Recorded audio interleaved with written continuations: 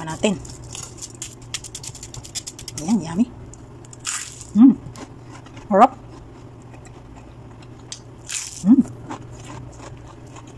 Sarap mga kusina. Grabe, sarap.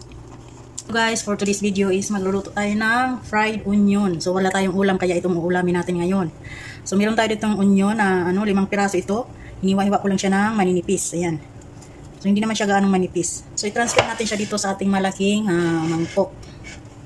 Para madali yung paghalo-halo natin.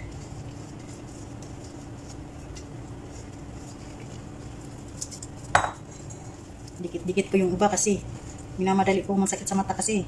So una, lagyan lang natin siya ng asin para may lasa, garlic powder, paminta, chili powder. Lagyan natin siya ng cornstarch, 1 tablespoon, flour, 4 tablespoon, then 4 na itlog.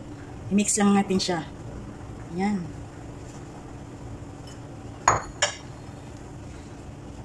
So, haluin.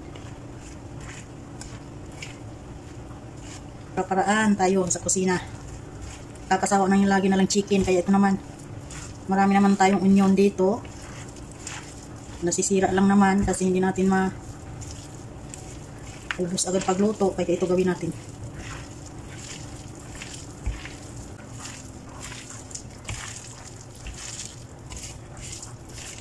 Ayan. So ayaw ko ng basa para madali natin i-prito.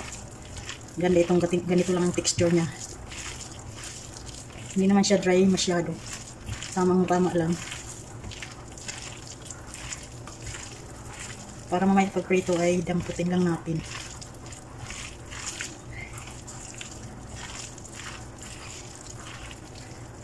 O, diba? Ayan na siya. Ipa-fry na natin mga kakusina. So, ayan na siya mga kakusina. Nag-start na tayo mag-prito. So, ayan, may nang apoy lang para hindi siya agad masunog. Tapos, balik-balik rin lang natin hanggang na mag-golden brown. Ayan.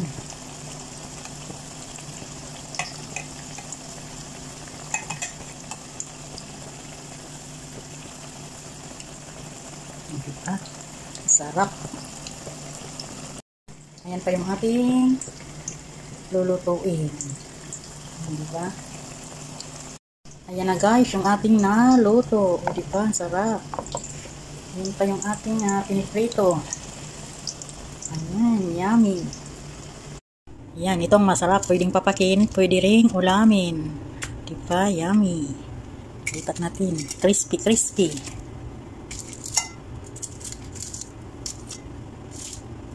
Crispy fried onion.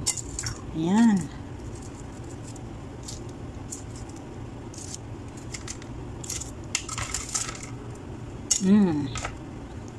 Ayan na yung ating crispy fried onion.